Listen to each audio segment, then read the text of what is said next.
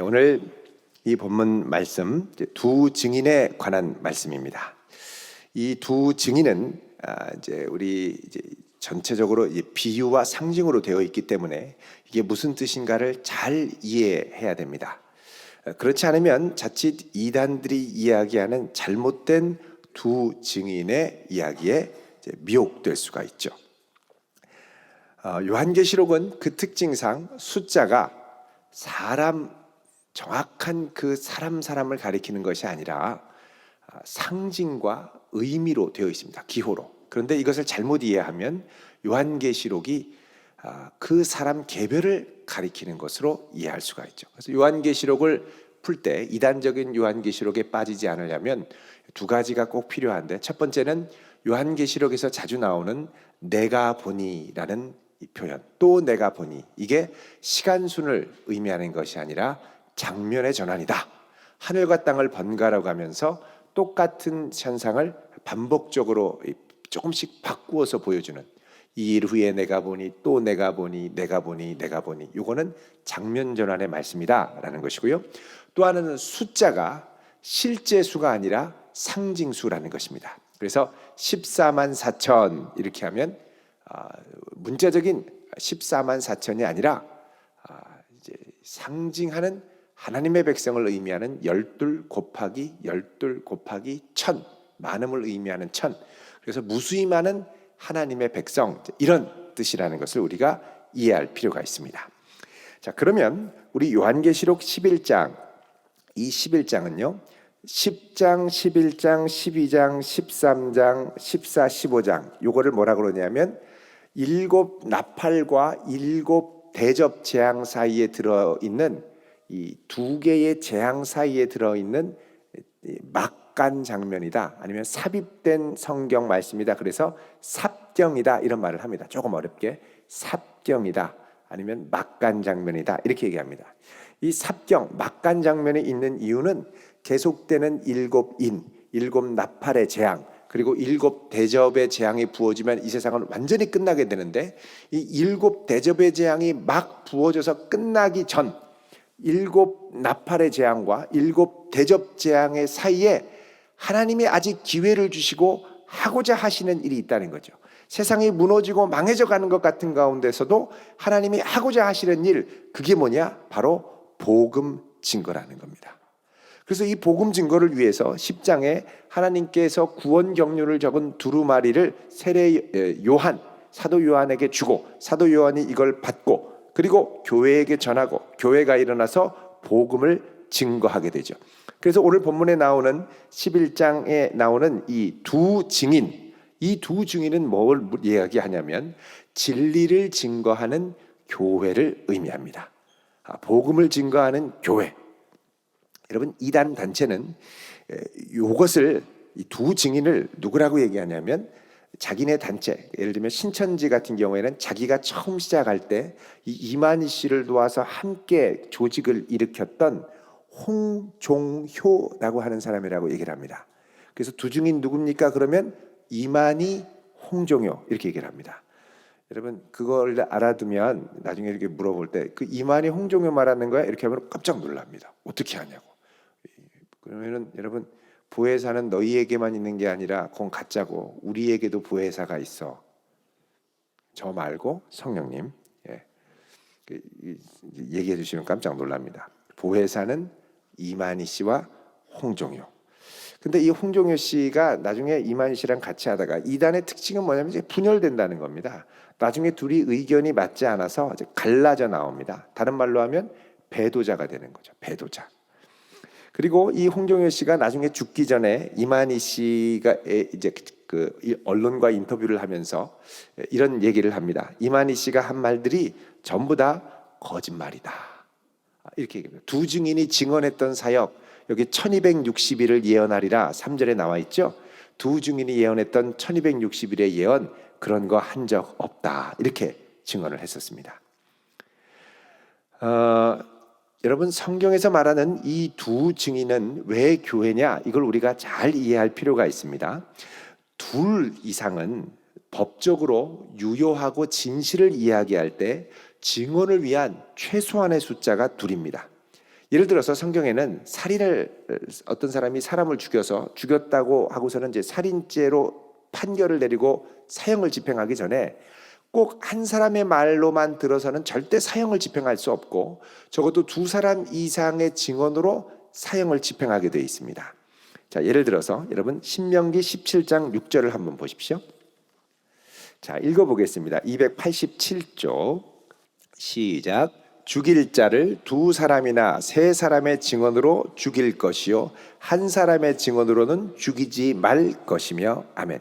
자, 죽일 자를 두 사람이나 세 사람의 증언으로 죽여라. 다른 말로 하면 이 생명을 좌지우지하는 일에는 적어도 두 사람 이상의 증언이 유효해야 가능하다는 겁니다. 이거는 무슨 말이냐면 교회의 증언이 적어도 두 사람 이상 증언하는 교회의 복음 증언이 하나님 앞에서 법적으로 유효한 생명을 살리는 능력이 있다는 걸 의미합니다. 여러분, 우리가 예수 믿고 구원받을 때 의롭다 하심을 얻은 바 되었느니라 그러죠? 의롭다함을 얻었다라는 걸 뭐라고 그러냐면 칭의라고 합니다. 의롭다함을 얻은 것. 누구든지 그리스도 안에 있으면 정죄함이 없다라고 할 때 정죄함 없는 걸 의롭다라는 말이죠. 칭의 받은 겁니다. 그런데 이 칭의 받은 게 그냥 너 죄 없어, 개인적으로 죄 없어, 이게 아니라 공식적으로 죄 없다라고 한 겁니다. 칭의. 그러니까 합법적인 증인의 증언을 받아들일 때 내가 의롭게 되는 건 합법적으로 되는 거죠. 그래서 여러분, 우리 기독교 신앙에서는 합법적인 증인의 증언 그리고 증인들 앞에서의 고백이 중요합니다. 자, 세례 받을 때 나 혼자만 그냥 예수님 잘 믿으면 되는데 왜 굳이 받아야 되느냐? 여러분, 많은 믿음의 증인들 앞에서 내가 세례를 받는 건 내 믿음이 합법적으로 유효하다라는 걸 입증받고 입증하는 계기가 되는 겁니다.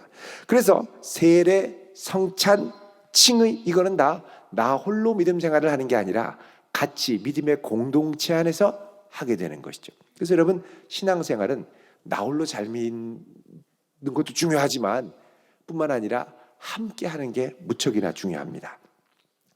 자, 오늘 본문에는 하나님께서 1절에 지팡이 같은 갈대를 요한에게 주면서 일어나서 두 증인에게 주면서 하나님의 성전과 제단과 그 안에서 경배하는 자들을 측량하라고 말씀합니다. 자, 여기 보면 지팡이 같은 갈대를 주었다. 이게 무슨 말이냐면 지팡이의 길이와 같은 갈대. 당시에는 사물의 길이를 잴 때 이 갈대를 꺾어서 한 규빗 정도로 만들어서 증언을 했습니다. 한 규빗이면 이쪽 무릎, 팔꿈치부터 손가락 끝까지 45cm 되는 걸 갈대 하나로 딱 잘라서 이걸로 한 척, 두 척, 세 규빗, 네 규빗 이런 식으로 쟀었죠. 이게 이제 에스겔 40장에서 42장에 나오는데 이 하나님이 성전을 측량한다라는 건 뭐냐? 성전을 앞으로 회복시키고 우상 숭배와 죄로부터 보호할 것이다라는 의미를 갖고 있습니다. 자, 그런데 이 이단들은 이 갈대를 줬다라고 할 때 갈대는 뭐냐? 갈대 같은 지팡이, 세례 요한처럼 흔들리는 갈대와 같은 배도하는 사람 홍종효를 주어서 측량하게 했다. 이런 식으로 해석을 합니다. 여러분, 이 홍종효 흔들리는 갈대, 세례 요한처럼 흔들리는 갈대라고 하는데 여러분, 마태복음 11장에 보면 이단들은 이 말씀을 이용해서 세례 요한이 천국까지 못했다는 억지를 부립니다. 마태복음 11장 7절에 보면 이렇게 말씀하죠. 읽어보겠습니다. 시작. 그들이 떠나매 예수께서 무리에게 요한에 대하여 말씀하시되 너희가 무엇을 보려고 광야에 나갔더냐? 바람에 흔들리는 갈대냐? 이렇게 얘기하죠. 자, 그래서 요한은 바람에 흔들리는 갈대. 믿음에 확신이 없고 요리조리 흔들리고 3절에 보면 오실 그이가 당신입니까? 우리가 다른 일을 기다리오리까? 예수님 의심하고 그래서 지옥 갔다는 거예요. 억지 주장이죠. 여러분, 이게 바람에 흔들리는 갈대는 절대 이 세례 요한을 의미하는 게 아닙니다. 7절에 보면 이거 물어보는 거예요. 너희가 뭘 보려고 광야에 갔니? 흔들리는 갈대 보러 갔니? 8절에 부드러운 옷 입은 사람 보러 갔니? 뭘 보러 갔니? 그래, 선지자 보러 갔지? 맞아, 선지자야. 그런데 세례 요한은 선지자보다 더 나은 자이구나. 이렇게 말씀하는 겁니다.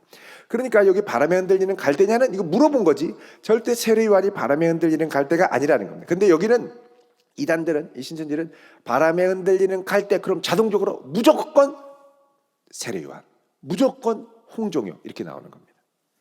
그래서 여기 11장의 이 7절 마태복음에 나오는 흔들리는 갈대라는 심상을 갖고 이 요한계시록 11장으로 오셔서 지팡이 같은 갈대를 줬다라는 건 홍종요, 흔들리는 갈대, 나중에 배도할 갈대인 홍종요를 줘서 측량하게 했다, 이렇게 얘기를 합니다. 근데 이게 말이 안 되는 거죠. 자, 그러면서 뭐라 그러냐면 주님께서 2절에 성전 바깥마당은 측량하지 말고 그냥 두어라. 이거는 이방인에게 주었은즉 그들이 거룩한 성을 42달 동안 짓밟으리라. 여러분, 여기 성전 바깥마당은 측량하지 말고 그냥 두라고 그러죠. 근데 안쪽만 측량하라는 겁니다. 여러분, 성전 바깥마당을 측량하지 말라는 건 뭐냐 하면 주님께서 이 교회를 내적으로 보호하고 우상숭배로부터는 지키지만 외적으로는 보호하지 않겠다는 것을 예고하시는 겁니다. 그러니까 이방인에게 42달 동안 짓밟힐 동안에는 교회가 환난을 당하고 복음을 인하여 고통을 당하고 이런 기간이 있다는 거죠. 그러나 그 믿음은 지켜주신다. 인내하고 보호하신다. 그래서 주님이 우리를 보호하실 때는 내면도 보호하시고 외면도 보호하실 때가 있지만 내면은 보호하시는데 외면을 보호하지 않으실 때가 있습니다. 이때는 우리에게 이제 고난이 있고 이 고난을 우리가 인내해야죠. 그래서 주님께서는 이 두 증인들이 나가서 복음 증거하는 사명을 감당할 때 내면은 지키시지만 외적인 박해와 환난을 받게 하신다는 겁니다. 이거를 어느 동안 하느냐? 42달. 여러분, 이 42달이라는 것은 7년 반, 7년 반에 해당되는 기간이고, 이게 42달이 30일로 계산하면 1260일인데 이 1260일은 교회가 이 땅 가운데 고통받는 기간입니다. 그러나 긴 기간이 아니라 곧 지나갈 짧은 기간, 그런 면에서 완전수 7의 절반인 3년 반, 한때 두 때 반이라고 이야기를 합니다. 반면에 주님께서 온 세상을 지금 통치하시고 온 땅 가운데 계실 때 주님의 통치를 얘기할 땐 이걸 뭐라 그러냐? 천년이라고 그럽니다. 천년. 주님이 부활하셔서 온 세상을 통치하시죠. 지금이 천년 왕국입니다. 천년인데 그 가운데 교회가 복음을 증거하기 위해 내면은 지키지만 외면은 고통받고 있는 이 고통의 측면에서의 이 기간은 3년 반 동안 3절에 내가 나의 두 증인에게 권세를 주는데, 복음을 증거할 권세죠. 굵은 베옷을 입고, 굵은 베옷은 뭐냐? 여러분, 옛날에 회개할 때 굵은 베옷을 입고 찢고 애통했거든요. 회개하고 애통할 굵은 베옷, 회개의 메시지를 증거하는 이 메시지를 증거하는 사명을 1260일 동안 감당할 것이다. 이게 바로 1260일간 예언할 것이다. 이렇게 말씀하는 겁니다. 자, 이 말씀에 대해서 우리 옆에 롯데백화점 앞에 있는 데에서는 이상한 얘기를 합니다. 무슨 말이냐면 이 두 증인 이만희와 홍종효가 1260일간 실제로 복음이 아닌 자기네 신천지 얘기를, 회개의 메시지를 증거했을 때가 있다는 거죠. 그게 언제냐면 1260일이 1980년 9월부터 1984년 3월까지라고 얘기를 합니다. 이때 열심히 해서 돌아오라고 했는데 말 안 듣고 하나님이 그래가지고 쟤네들 망가뜨리고 멸망시키고 그리고 새하늘과 새 땅 신천지를 만들게 하셨다. 이걸 이제 얘기를 하는 거거든요. 근데 여러분, 이 이단들이 말하는 1260일, 이게 이제 법적으로 이제 나온 게 있는데 이게 무슨 말이냐면, 여러분, 이 이만희 씨가 신천지를 만들기 전에 장막성전이라는 곳에 있었습니다. 거기에 이제 유재열 씨, 싸이의 장인이죠. 유재열 씨가 거기서 교주를 할 때 들어가서 거기서 이제 계속 있다가 이제 장막성전에서 유재열 씨가 이제 사기 사건 사고로 인해서 이제 붙잡혀서 감옥에도 가고 뭐 이렇게 하면서 이게 흩어지니까 여기를 오평호라고 하는 사람한테 맡깁니다. 그래서 장막성전이 이제 오평호 씨한테 넘어간 다음에 오평호 씨가 이건 우리는 이단으로 있을 수 없다. 그래서 장로교회로, 이삭교회라는 이름으로 교회 이름을 바꾸게 됩니다. 이 장막성전에서 기정교회로 바뀐 이 사실을 배도하는 사건이다. 이단들은 이렇게 얘기합니다. 이 배도하는 사건이 일어날 동안 이만희 씨와 홍종효 씨는 뭐 했냐? 이거는 배도다. 너희들 빨리 회개하고 다시 장막성전으로 돌아가라. 이 메시지를 1260일간 전했다는 거예요. 그러면서 이 유재열씨 그러면 안 된다 그러고 장막성전 성도들 그러면 안 된다 그러고 막 뭐라고 하면서 편지를 써서 돌이켰다는 거죠. 이게 1260일간 예언했다 이런 뜻입니다. 말도 안 되는 얘기인데, 그럼 진짜 1260일간 예언했느냐? 이게 법적으로 보면 이만희 씨가 너희들 그러면 안 된다, 유재열을 막 욕하고 우평호 막 욕하고 그러면서 막 편지를 써서 보냈는데, 요거를 갖고 이제 장막성전 측에서 이 이만희 씨를 명예훼손으로 홍정효 씨랑 같이 고발했습니다. 그래서 고발을 당해서 1980년 9월부터 84년 3월까지 예언했다고 그랬는데 1990년 10월 7일에 명예훼손으로 감옥에 들어갔습니다. 감옥에 들어가니까 예언할 수 있습니까? 없습니까? 못하죠. 거기다가 예언한 다음에 1981년 2월 2일에 집행유예로 풀려나는데, 집행유예를 얼마나 받느냐? 2년 6개월을 받습니다. 집행유예 기간 동안 죄 지면 될까요? 안 될까요? 안 됩니다. 못하는 거예요. 그러니까 2년 6개월간 계속 비방하고 했던 거를 못하는 거죠. 그러니까 결국 집행유예가 언제 풀리냐면 1984년 2월 7일에 풀립니다. 자, 예언했던 기간이 1980년 9월부터 84년 3월까지 3년 반, 42달이라고 얘기하는데, 실제로 감옥에 가고 집행유예 받은 게 80년 10월 27일부터 이제 81년 그 다음에 그 84년 2월 7일까지 꼼짝 못하고 있었던 거죠. 그러니까 실제로 이 이만희 씨와 홍정혜 씨가 예언을 1260일간 했느냐, 진짜로 그랬느냐라고 물어보면 가짜라는 거예요. 여러분, 제가 지금 이 말하는 게 이게 무슨 말인가 할 수 있는데, 거기서 공부했던 분들은 이제 완전히 머리가 깨지는 사건입니다. 그 진리라고 철석같이 믿고 있었거든요. 근데 이게 실제로 안 그랬다라는 얘기를 하면 정신이 번쩍 나요. 그래서 여러분, 다른 건 몰라도 그 신천지에 빠진 친구들이 있으면 요 1260일간 예언한 사건을 꼭 얘기하면서, 야, 이 예언한 기간 1260일이 언제부터야? 그러면 1980년 9월부터 84년 3월 이렇게 얘기합니다. 몇 년 몇 월부터요? 1980년 몇 월? 9월부터 1984년 3월까지. 그런데 이만희 씨가 언제 잡혀서 집행유예로 갔다고요? 그해 1980년 10월 27일. 언제 풀려났습니까? 81년 2월 2일.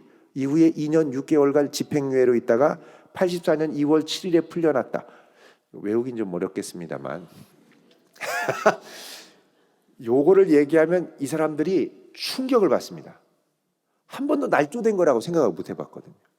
그 교환계시록 이 11장을 이루셨다라고 하는데, 이루긴 뭘 이룹니까? 이게 말도 안 되는 걸 자기가 깨맞춘 거죠.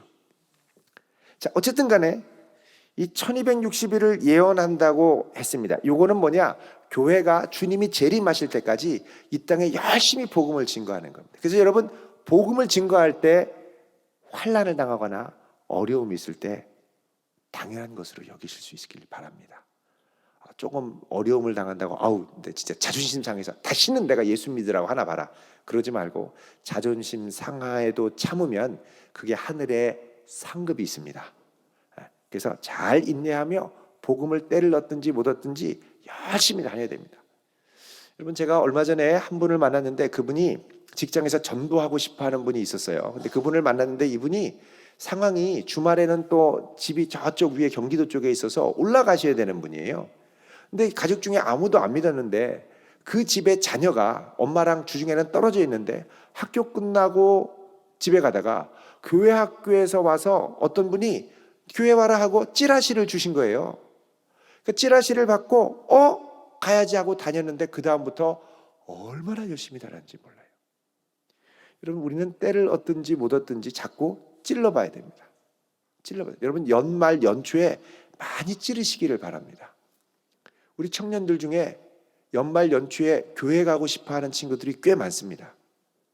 여러 가지 동기로 새롭게 시작하고 싶어서, 너무나 오랫동안 싱글로 있었는데 이제는 누구를 만나야 할 것 같아, 그럼 교회 와, 이렇게 하면 되고요.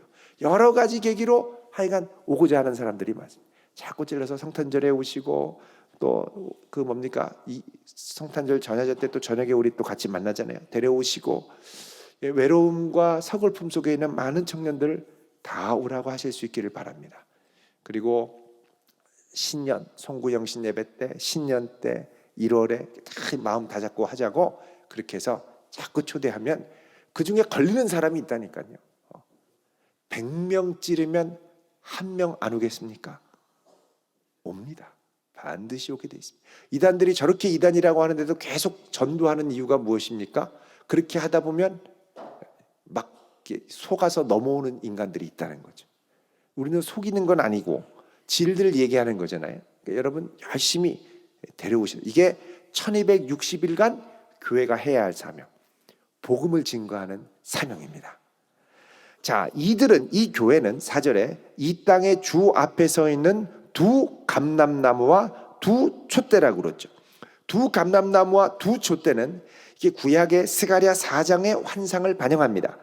스가랴 4장에 보면 성전을 짓는데 부름받은 대제사장 여호수아와 유다 총독 수룹바벨이 왕과 제사장의 사명을 갖고 주 앞에 서고 두 감람나무를 상징하는 이 둘에게 성령의 기름을 상징하는 감람나무의 이 불이 촛대로 공급이 돼서 막 계속 올라오죠.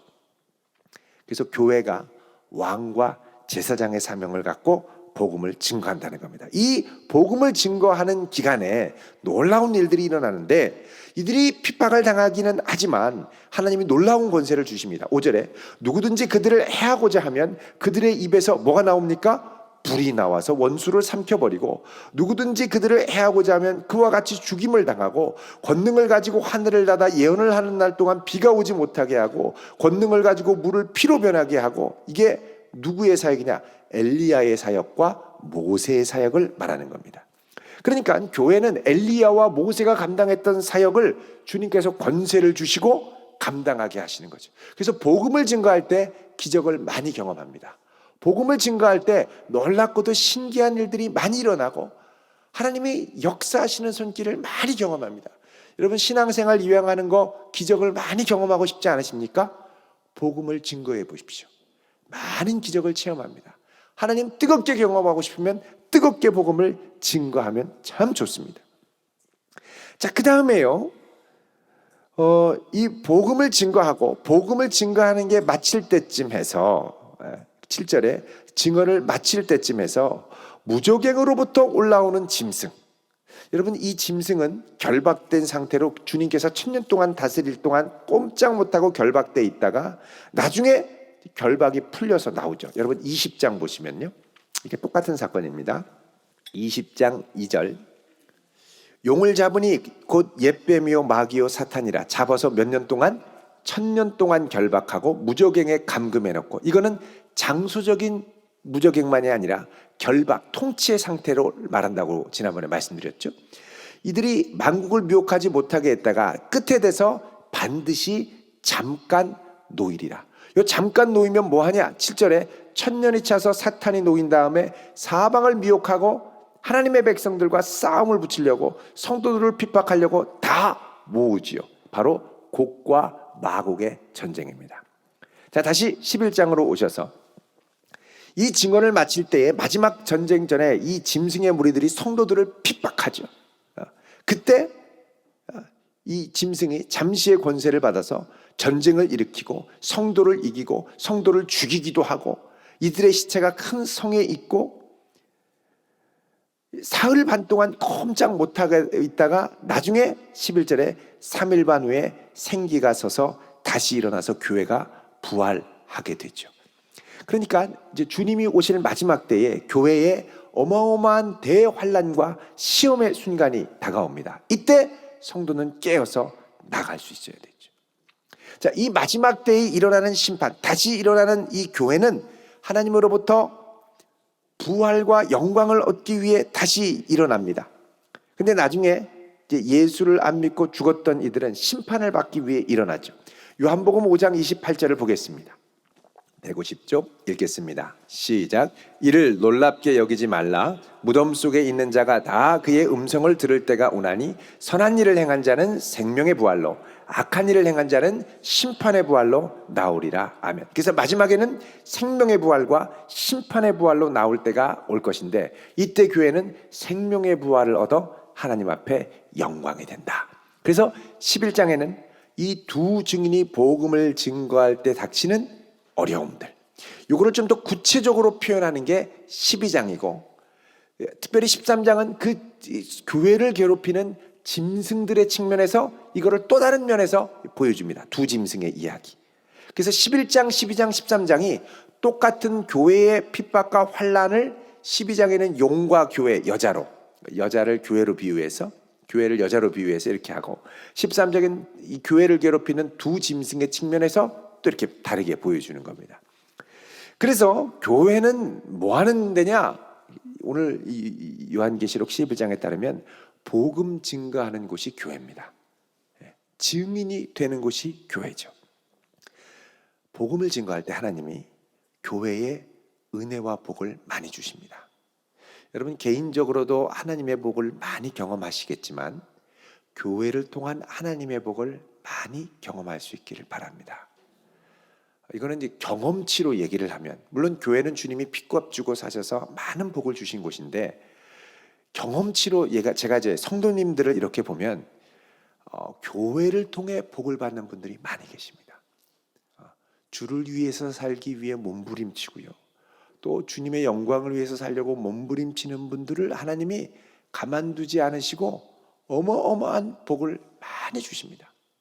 우리 어제도 한 성도님이 이제 새롭게 공장을 이전해서 이제 개업 예배를 드렸습니다만, 여러분 저희 교회 처음 이렇게 오셨을 때 참 어려웠습니다. 거의 망할 뻔했어요. 부도 직전이었습니다. 근데 이거를 이분이 새벽마다 와서 몸부림치고 하나님께 기도하고, 그런 가운데도 주의 일을 하려고 막 애를 쓰고, 자기가 도움이 될 수 있는 건 뭐든지 교회를 위해 봉사하려고 하고, 이렇게 하다가 하나님이 복을 주시는데 기적적으로 걸음걸음이 이제 붙들어 주시는 거예요. 도저히 일어날 수 없는 가운데서도 일어나게 하시고, 도저히 얻을 수 없는 땅인데도 얻게 하시고, 도저히 이전할 수 없는 것인데도 이전하게 하시고, 걸음걸음이 놀라운 기적이죠. 그게 참 감사하다. 근데 제가 보면 이런 기적적인 것들을 경험하는 분들이 저희 교회에 많이 계세요. 그러니까 제가 이걸 보면서 하나님이 개개인도 복을 주는데 교회를 통해 주시는 복이 분명히 많이 있다, 이런 생각을 합니다.